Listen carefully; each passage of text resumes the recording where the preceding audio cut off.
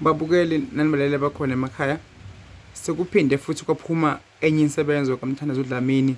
Njengoba nimazi ukuthi umuntu ongena kakhulu emanzini, uma ekangena khona uye abuye ney'mpendulo ey'ningi atshelwa zona.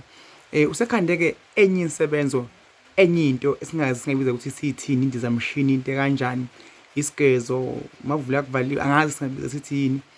Lapha kudingeka umuntu owavalekelwa imali asebenza emayini, noma-ke owe-government, noma umuntu anganikezwa imali emsebenzini, noma bethiwa imali ayifuni kanjani, imali yakubalekela nale nsizwa lezi ezithi zona aziganwa, noma wesimame awuganwa. Le nto le yenza ukuthi into yakho ivume, noma kuthiwa isibongo sakho awusazi, noma kuthiwa amakhaya abakuthenganga, abakubhadalanga, abenzeni, abawuhlawulwanga.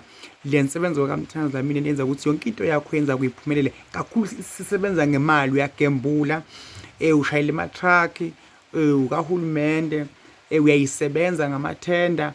Imali ithi tata kuwe, imali kuwe iyeza, imali kuwe iba segazini. Lapha-ke wakhile-ke Dlamini-ke uMthandazo Nganza kwethu uthi ufuna isizakale, nathi insebenzo yakhe ithengene kakhulu. Nizobukela iy'manga, uyi-ode, uyicele ukuthi Dlamini nami ngiyacela ukuba ngisebenzise insebenzo yakho. Kubhaliwe lapha ukuthi Dr Dlamini Mthandazi, imali ivulekile, not imali yakho beyivaleka, ayifuni imali yegranti, imali yani, imali kuwe futhi iyabaleka.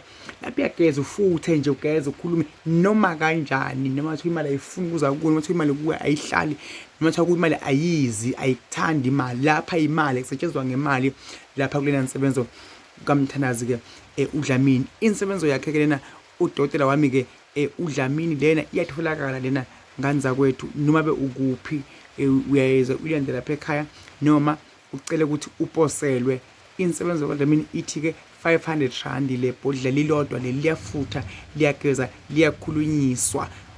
Noma ngabe kuthiwa kunjani, libambe libe esandleni sakho, bese uyalitshetswa namhlanje mali hamba nami, bese uyahamba uyagembula. Hamba-ke futhi ufune nemisebenzi, uthandaze, ukhuleke, yonke into yakhe iyavuleka lapha. Uzongibuza, fona, awufone manje, fona manje, shayela uDlamini Mthandazi phambili ngale nsebenzo zakho. Siyabonga, mina nami ngisizile, nawe kusizile mbukelo khona ekhaya. Awukubonge ngizwe lapha ekhaya. Thank you very much.